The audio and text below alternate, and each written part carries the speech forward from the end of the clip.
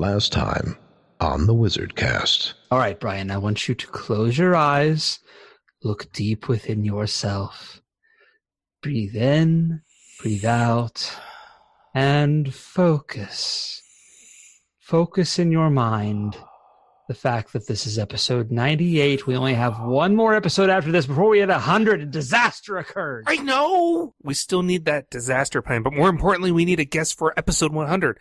We have no content for episode 100, just a pile of jalapenos. Well, that pile has a lot of personality. But does the content matter, Brian? If our system crashes because it can't handle a simple 3-digit episode number? Content is everything, Mark. I mean, maybe we could get Sassy to be our guest. I bet she has amazing stories about being the only Salesforce mascot for such a long time. Except Sassy can't talk. Astro? Also cannot talk. Cloudy? None of the mascots can talk, Brian. We can't interview them for an audio-only platform when they don't talk. Just choose a guest and get that disaster plan done, or it won't matter who our guest is. I wonder if we can get Cody the bear. No, don't say... And now the conclusion of the WizardCast. I'm Brian Kwong. And I'm Mark Ross. We're Salesforce experts that love talking about technology and Salesforce. We also love humor. Doesn't mean we're actually good at it. In the Salesforce community, I'm known as the Salesforce Wizard, likely due to me wearing a wizard hat at Salesforce events. And I'm known as Salesforce Yoda for pretty much the same reason. You should see the ears. We have a passion to help educate and entertain people. So we've joined forces to create WizardCast. We've got tips and best practices. We talk with interesting people. All mixed with quote-unquote jokes and humor. Welcome to the WizardCast.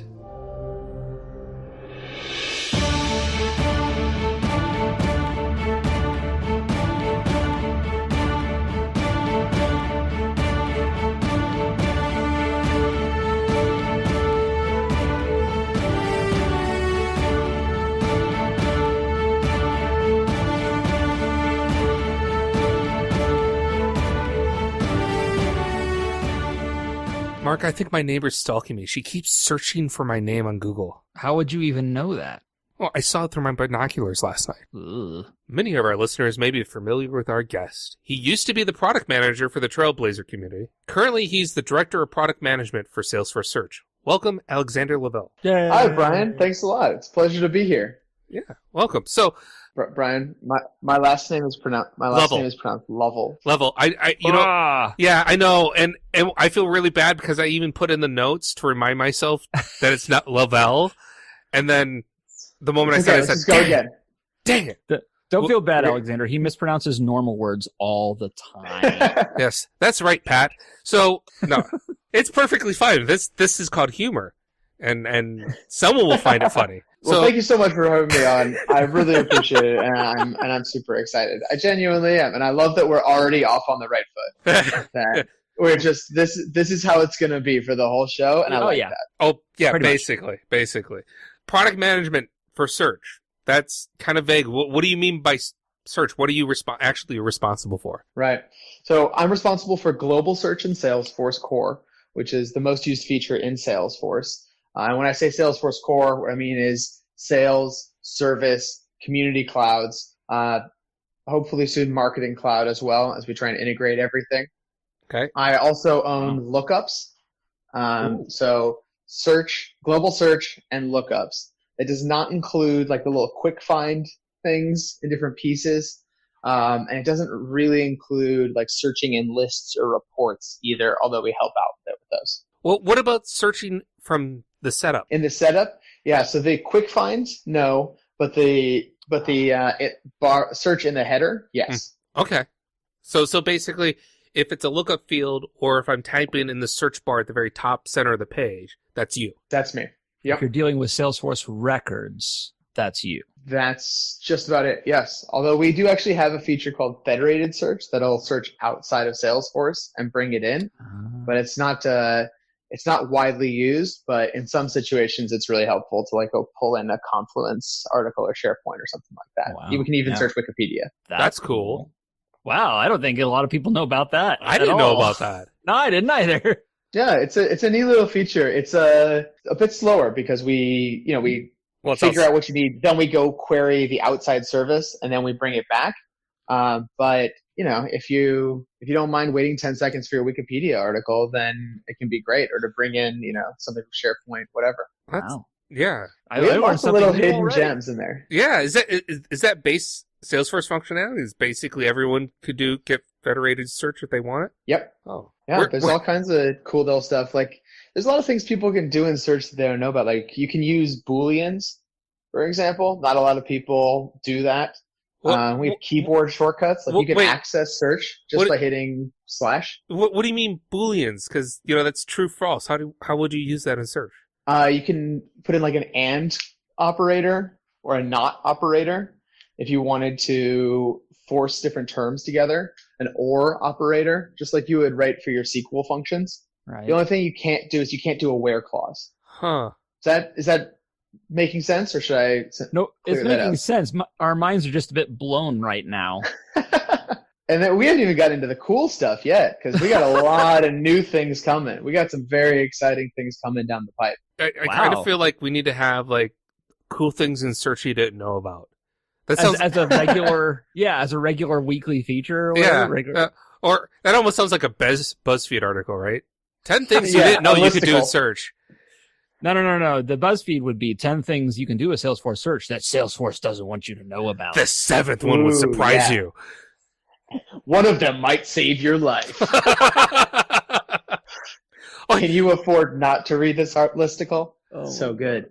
Okay, so there's a lot of interesting things in search, and I'm going to have to get like a list from you, because I think that would be a great thing to put in our show notes that no one will read. And but hey, they might. They might now. Forget about talking about it in the content. Make you read the show notes. But you just teased us a little. You said there's a lot more coming. What's coming? What can you tell us? Oh yeah. So we are talking about Einstein Search, which is a huge leap forward in the intelligence on search. This is what I've basically been building, or rather, I've been working on it. I don't build things. I've been working on it for about the last year and a half, maybe a little more. And it's been in pilot with a lot of big customers, and we're really excited to finally take it, open it up, with this next release coming up.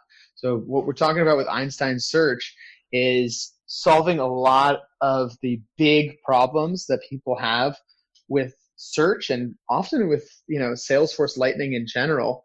And we're making all of your search results personalized, so based on your org, your behavior. We're starting to support natural language with a number of concepts. So you could type in something like my open opportunities or my leads this month in Oakland. We understand that sort of thing, and basically pull up an ad hoc list for you. And then lastly is making it all really actionable. So offering powerful record previews to you straight from that search dialogue.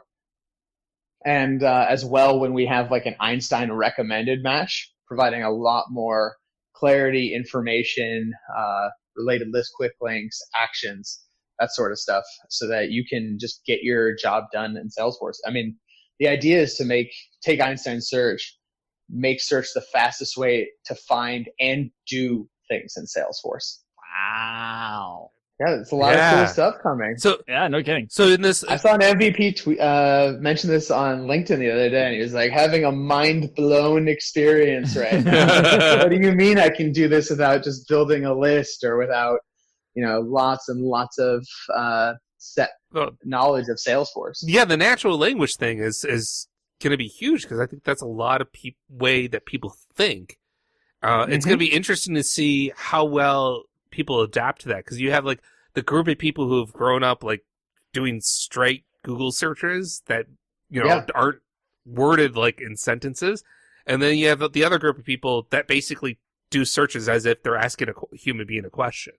Yeah, like Ask Jeeves or something like that. Right. But you know how we know that people want it is on their when new users come to Salesforce, for their first couple weeks, they try these kinds of queries before they figure out that they don't work. So does Salesforce actually keeps track of what people are putting in for the search terms? No.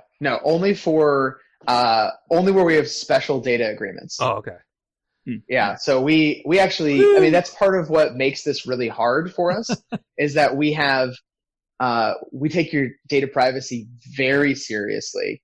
And we also, I mean, some of the core value propositions make search way harder in Salesforce than it is even for web search. So the two biggest things are trust, right? We value your data privacy. We don't read those things. We've done backbends to make sure that we can't retain what you search for, because people will search for things like social security numbers in a healthcare organization. We can't know that, right? And then the other thing that's a core value proposition of Salesforce that makes search hard is customizability, right? That configurability. It means that your org can be shaped any way you want it. And what that means for search is that we cannot rely on what your data model is. We don't know what these different connections between records are. We don't know what this field means. We can't know any of that out of the box. And in web search, honestly, Google, because they have such a huge market share, has been able to solve that by saying you have to build your website in this way, or it's never going to show up in a Google search and it might as well not exist.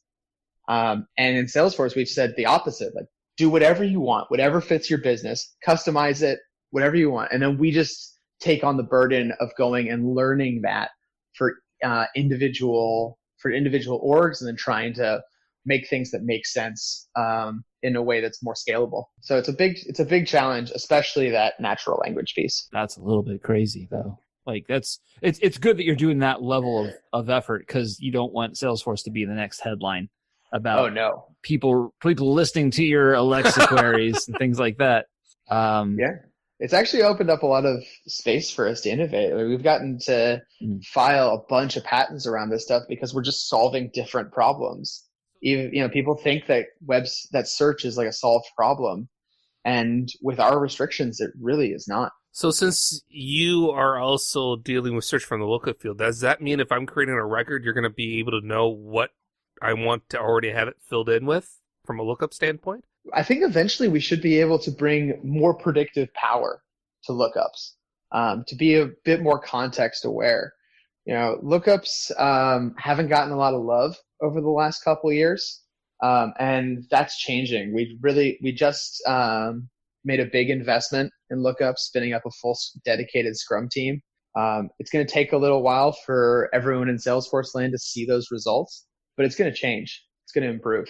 We're already seeing a benefit because flows are getting lookups as of this release. Credit to the flows team for that. They're doing great work. Oh yeah, they've done a ton of work to upgrade that product over the last year or two, don't you think? Oh yeah, hands down. You said for this release that you're opening it up. Does that mean it's still pilot, but it's going to be a more open pilot? Is it beta, general, available? It's beta, and let me clear that up really quickly because it isn't the most intuitive. And this is basically because we do a ton of new computation and modeling in order to support these new features. So we're still figuring out the scale of it. In the winter release, that's what's coming out to you in October. Einstein Search will be available to orgs with unlimited enterprise and performance editions with at least 150 active licenses. So it's really targeting bigger orgs out of the gate. And that'll be an opt-in beta with, this is functionality. Yeah, exactly. Okay. And we have instructions around that, but it's a multi-step process, but it'll take you 5 minutes if you really want to. Maybe 10, depending on how many permission set licenses you want to assign. Am I able to define where I need to enable Einstein Search? Yeah, in setup, just use that quick find and tap in Einstein Search. Simple. There will be an Einstein Search node in setup. Brian's taking notes. Actually, I am, even though I only have a few licenses. I don't qualify for that beta. The permission set licenses you need to manage where you manage your permission set licenses, right? Nothing's changing there. Okay. But one thing we've done for admins is consolidate all of the search setup stuff under a single node so that you don't have to do it object by object. Cool. I like that. Nice. We've also set up a metadata API so you can move it from sandbox to production easily. Even better. And even make edits in that way. Yes. Thank you for doing it right. Yeah, that's my time on the Trailblazer community, right? Hanging out with all the folks who are really passionate about this project. In fact, my father is now a Salesforce admin. Since I started working at Salesforce, he got really passionate about it. So I've got admins on the brain all the time, and we got to prioritize the core functionality first, but then we want to make it easy for admins because there's such an important part of making everyone successful in Salesforce. So with Einstein Search, does anything change in the look and feel? Like if I go from one org to another, if I look at a regular user's Salesforce page, can I tell without looking at their user permissions and the permission set licensing that they have Einstein Search or not? Right away, you're going to be able to tell. Really? It's yeah. So you're going to see when you click into search, we call that the instant results. Right there. So you have some recently used records. If you start typing, you'll get type ahead results. These are all actually separate services from the full search, different capabilities. That's something we're trying to clean up because users shouldn't need to know that those are different services, different capabilities, but we've really optimized it for performance. When I started on search, it took almost 8 seconds to load a search and now we're at 3. Wow. So at 3 seconds at the 95th percentile, on average, it's 1.5 seconds. So it's gotten much, much faster. And while also getting more powerful. So you're going to see Einstein Search and you're going to click into search. Right away, you're going to see this big dialog open up. It's going to have, if you have everything enabled, it'll have query suggestions for natural language stuff. It'll have the records that you're used to seeing. And then get this, underneath that, you'll also see list view suggestions. So you can search list views directly from global search and go straight to them. And part of the reason for that, come on, geez. I'm getting crazy here. Anything left? It's exciting. I'm super excited. Get this, when you hover over one of your record suggestions or over one of your list views, it'll pop up, it'll show you a preview of that record. No. All the information you get from search, all of your actions, including custom actions, and quick links to related lists. Here's why that last part is really cool. And I see your face. You're like stunned here. Yes, I am. I'm having a great time. What we did is we did a bunch of research with users, and we found that this is before I started search. People were optimizing for if you want a lead, how do I get you to a lead, right? How do I search for a lead? Right. Or if you want a contact, how do I search you for a contact? But then you dig into it, and what people are actually doing is they're using one record as the hub, and then all those other things as a spoke. So if I want to know all the leads associated with the Acme account, people search for the Acme account. They go to that. They scroll through the record detail page. Then they click on the leads. And that process can take you 30 seconds, easy. So instead what we said is, well, if you're searching for the Acme account, here, type in Acme. We'll personalize your results so that we know which of the hundreds of Acmes you want. And then like the one that you've been emailing or that you're the owner on or something like that, right? And then just click into this related this quick link, go straight to the leads on that. Yeah. You're absolutely right, because that's exactly how I use search. Yeah. I usually end up searching the account, even though what I'm looking for is I want the list of cases for that account, or I want a list of sales, or I want a list of contacts. So that's amazing. It took a big team effort. I mean, so much work from our research and design teams that have been just getting really in depth with customers. We built up a whole data science team. They're terrific. Did a ton of new instrumentation so we know what's going on. And then, I mean, we have over 120 devs working just on search. And I got to tell you, the quality of the team is amazing. The way that they've just bit into this problem, taken something really complex that changes almost every interaction you're going to have with search and just taking that as a challenge has been amazing. I think you're really going to, it's not going to be perfect in the first edition. There's a reason we're going beta. But we're hoping to take it GA in the spring, and I think you're just going to see improvement after improvement. That's a little bit wild. It's a big change. It is a big change for how search. I think people are used to using search, and I think it's going to be, once people get used to it, I think it's going to be a huge productivity increase. It's going to make it a lot faster to get to where you want to go. And our research shows that it'll take it reduces clicks and page loads by about 50 to 80% for the most common tasks. Wow. That's a lot. That's a lot over time. It's a lot that of adds time. up. Yeah, jeez. And I was going to say, and we do 1 billion queries a week. So you multiply that out, it's a lot of time savings. Holy cow. It is. And kudos to you guys, because there's definitely an argument to be made for, something that we'll often refer to as embarrassing MVPs, where, you got to get not a Salesforce MVP, a minimally viable product. Oh, okay. You have to specify this ecosystem. No, I was with you right away, Mark. I know what you're talking about. But this is not an embarrassing minimally viable product. You guys are actually like putting in. It's not even bells and whistles. You're just making sure that it actually does all the things it needs to do. Now, I assure you, there are parts of it that embarrass me. Because when you know something, when you've been working on something this long, like every little thing makes me crazy. And there's a mentality in Silicon Valley that, like, if you're not embarrassed by your first version, then you waited too long to ship.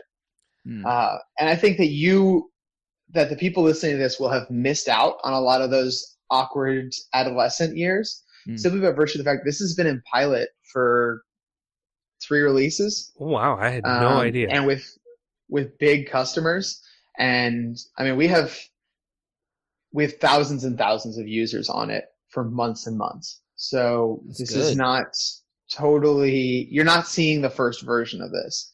There are still things that have surprising limitations and where you want it to be a little more powerful. I think natural language is a really tough nut to crack. Personalization, we've seen improvement every time we shipped a new model, and hopefully we'll continue to see that sort of growth. And then we have these challenges with scaling it up and making it sure that it can support everyone who wants to use it. But that's a good problem to have, right? So I got a potentially loaded question, even though I'm pretty sure I know what the answer is.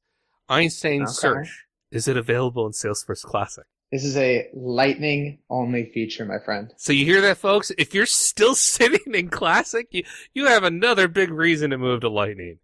I mean, apart from the fact that they're going to turn it on for you. Yeah, but unless everyone's using a standard profile, that doesn't really matter, Mark. The sky is not indeed falling. It's true. A light trickle at best. You talked about the natural language. The natural language stuff is huge too. I remember a few years ago at Dreamforce, there was a development jam.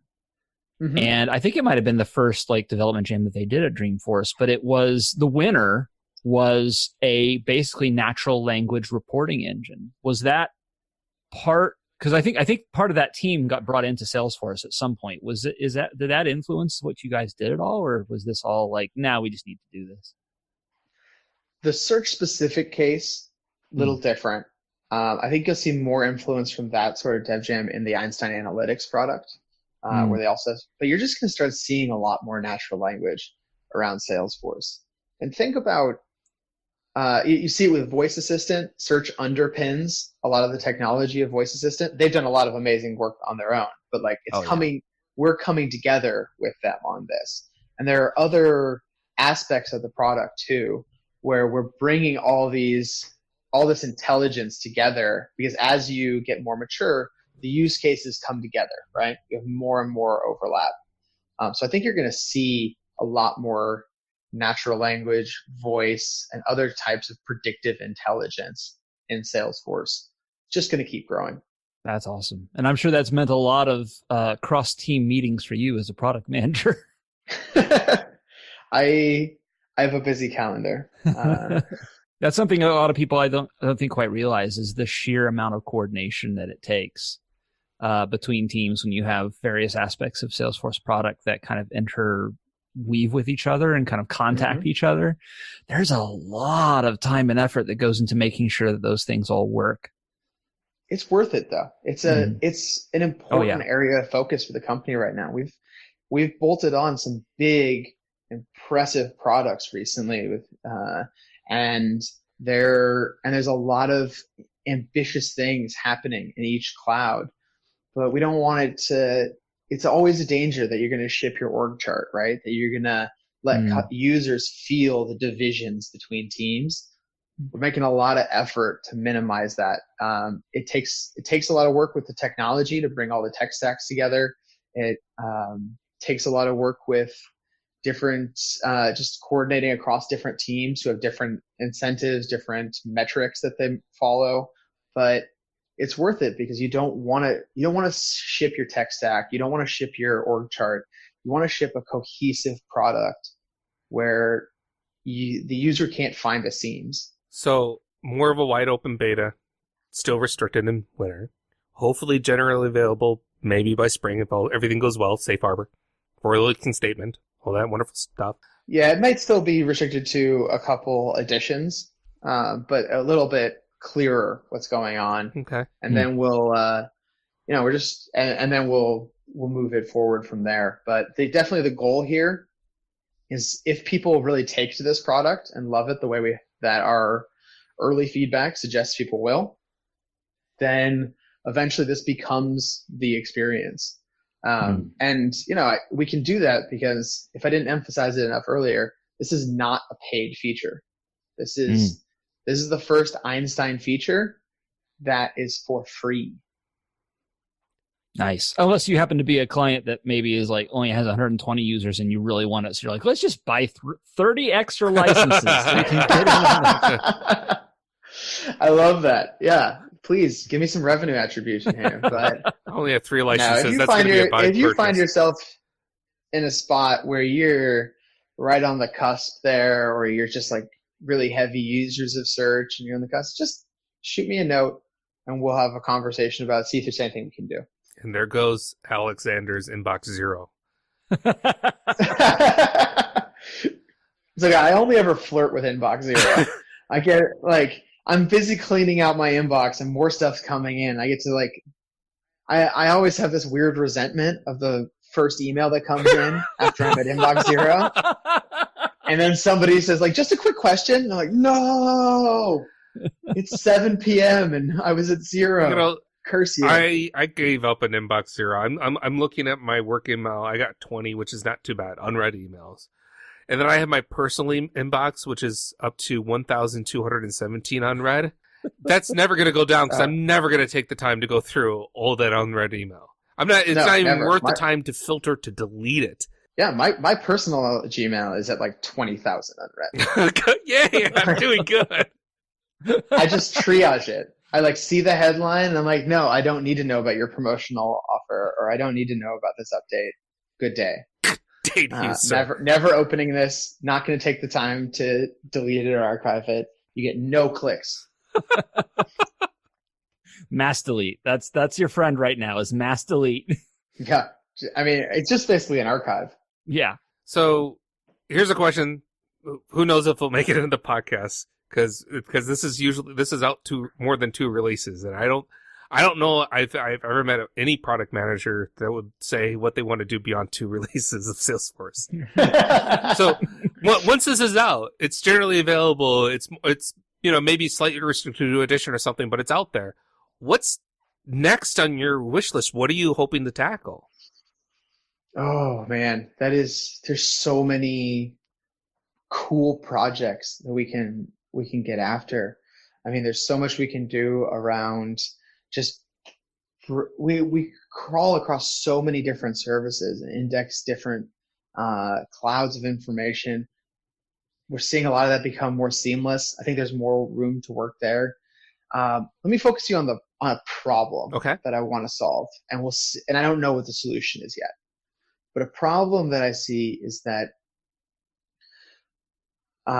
the amount of information and data that we're all dealing with just keeps going up and up and up, right? And it's well beyond the capability of any person to keep it all mentally structured and archived. You don't necessarily know where to go for it. And then in Salesforce, we customize so much, each customer customizing their org, that it's not even a skill set you can bring with you across companies. There's a lot of basics that you can know about Salesforce, a lot of things you can pick up from Trailhead, that sort of thing. But you go to a new company, their structure is different. Their custom components are different, right? The definition can be and different. So, absolutely. What I want to see us solve with Search is this tool that makes all of that information accessible and actionable. And just as importantly, it's a skill that most of us bring from our personal lives. We know how to work with Search, even if we've never worked with the Salesforce org before. So day one, no training. I know how to execute a search query. I might not ever use it like that. I might just say I search, but heck, I might even just say I'm Googling it in Salesforce. But we forgive you for all that. And so I see this problem where it just keeps getting more complex. People's brains are not growing at the same rate. And so we need tools that take on the burden of that and anticipate my needs, understand all the different contexts that I'm going to want around this thing. I don't just want this one record. I need to know how it fits in my life. I think that Search is the best and most familiar tool for dealing with that problem. It's something on which we can make a lot of progress. It just takes a lot of smart people pulling together, and really keeping that end user front and center. Got to stay focused on what that user is trying to accomplish. I think we'll make a lot of headway there. Yeah, I don't know how you would solve that problem either. But that's a very good point, especially considering how big Salesforce customers are now. Just a couple weeks ago, I went to an event and I found so many different people I had no clue use Salesforce. And if I went to their org, other than some generalities, I would have no idea how do they use Salesforce without sitting down and doing a lot of research and effort. So yeah, that's a big challenge. I'll tell you something that I would love to see, and I have no idea if it's even feasible, but I would love it if we could get access to like search API wise. So like using Apex or doing something within like a Lightning component within Flow, we can get to a search like functionality. Because I know like one of the challenges I've always had in Flow in particular is giving the capability of someone to say, hey, I want to find some set of records. And then having to figure out, well, how do I give a user an input and then do it in a very limited process? Because in Flow, you can only get one object at a time. You have to specify the object. And you can't do anything complicated where it's like, where this or that. It's just and in the where clause, right? So being able to do something more search friendly where I get the results visible, have the user select the results, and have the results that get selected get passed back into the Flow or into the Apex code for processing further down the line would be amazing. Right. Yeah, that's very interesting. I think the broader point of just making search more available in different areas of the product is a really compelling one. And we have to stay focused on specific use cases that people want. Exactly how do you want to employ this service to make sure that we're building something that has an audience, right? Investing in a place where people are going to get value. But I think there's there's an increasing demand for access to different search APIs and access to components of search in different builders and flows. It's a complex piece, but it's something that we're probably going to have to tackle eventually. And I think that one of the challenges we face is what's the right amount of control to offer? Because search it's so performance optimized that you can really quickly break it if you don't know exactly how it's working. You can and you can bias it as well since it's AI based. You can introduce a lot of issues with search if you don't know how it's working. So a challenge that we have to take on that burden and say, how do we put in place the guardrails that are going to make this powerful, but also intuitive and always a positive experience? It's something that we've thought about a lot with baking more and more intelligence into the system. I can't speak for any other teams and how they think of it, but we have this bigger shift in mind where for the last, a core value proposition of Salesforce is that you can control it. You can control so much of it and customize it for what you want. Mm-hmm. But I talk to a lot of admins who feel overwhelmed, like they have too many things to control. Mm-hmm. It's getting more and more too. Oh, it's so complex. Yeah. And that's what you get when you want all that power and control, but it places a lot of burden on the admin. And then when you think about moving forward in the world, when you went from enterprise software that was just what you get what you get out of the box, and that's it. Salesforce came in and said, no, we're going to fit it. You can fit it to your business. Amazing. Huge leap forward. But now you look at the next wave, which is intelligence, prediction, machine learning, right? So if we're trying to apply that machine intelligence, what's the right balance of admin control versus machine intelligence? How do we get you there without requiring everyone to become a data scientist? How do we get you there without having you train your own models and learn about all these weird, highly mathematical relationships that are easy to bias, easy to mess up, and where you have to be thinking about the ethics along the way, or you can mess the whole thing up. So that's going to be a touchy balance between control and machine predictions. That got really deep. All right. So you said if someone is like hovering on the cusp of being qualified for the broader beta, that they can reach out to you. So considering it's your inbox, how would you like people to reach out to you? Oh, come and get it. I think you can reach out. You can reach out to me on Twitter. It's Alexander_SF. I'm a little slow there, but I will eventually get to it.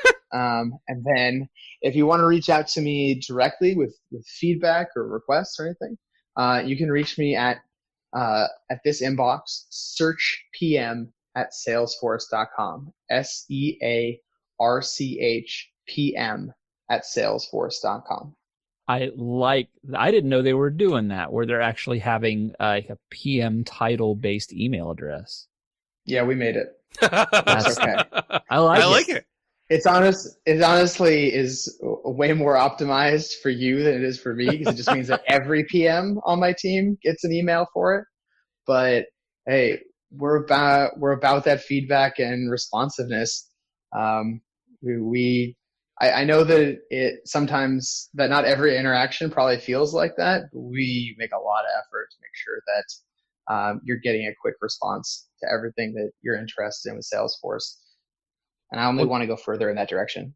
And that's appropriate, considering the very nature of the product that you are making is inherently dependent on being responsive and delivering content very quickly. Yeah, it does deliver it more intelligently than I do. So what we're saying is we need to embed Einstein into the PM process? Oh, I thought you were going to say into the PM. Just like add AI into Alexander's brain, and he can be like, then you can get through your inbox. Yeah, how do you feel about becoming, cybernetics? I'm just going to get one of those Einstein dolls that they sell at the Salesforce store now and staple it to my shoulder like a pirate's parrot. Like, Einstein, what do you think? Einstein want a cracker. Yeah. It's all relative. Skip the inbox. Well, Alexander, thank you for taking the time to talk to us about the really cool stuff coming down in Search. I look forward to the day that I get it in my org. Sadly, it's really a few releases out, but at least I'm on Enterprise. So thank you very much for coming. I greatly appreciate it. I can't wait to see what comes out in the future. Hey, Brian, Mark, it's been my absolute pleasure. I've known you guys for a few years now. Love the passion, love the value that you bring to everybody, and I've genuinely listened to a number of these WizardCast podcasts. it's a real pleasure to get to be on. Wait, you listened to the podcast and then agreed to come on? That's wow. I told you, not as smart as Einstein, this guy. WizardCast is produced by Brian Kwong and Mark Ross, directed by Brian Kwong and Mark Ross, technical administration by Brian Kwong and Mark Ross, script writing by Brian Kwong and Mark Ross, audio editing by Brian Kwong and Mark Ross, website maintenance by Brian Kwong and Mark Ross, and our intern this episode was Jessica Botriff. And you can be an intern too. Just follow us at WizardCast_pod on Twitter. Or if you take our picture, share it on social media so we'll get you added to the list. Have a joke, interview suggestion, or other comments? Let us know. You can call and leave a voice recording at 608-492-0321 or email wizardcast@thewizardnews.com. And seriously, I would like to hear from you because you never know. It might happen. If you could ask Parker Harris one question, what would it be? Submit your question by going to bit.ly/ParkerQuestions and fill out our short form. And eventually we're going to do another idea exchange highlight. So what ideas do you want other people to know about? Go to bit.ly/idea highlight to submit that idea to us. Don't forget to subscribe to the WizardCast and receive our next episode automatically. And please post reviews on Apple Podcasts, aka iTunes, and share this episode. It helps others to hear what you just had to endure. Once again, I'm Brian. And I'm trying to find a search pun, but when I Google search for search puns, I just get search results that are search engines for puns. And when I search in those search engines, I just get more search results that are search engines. And so when I try to Google that,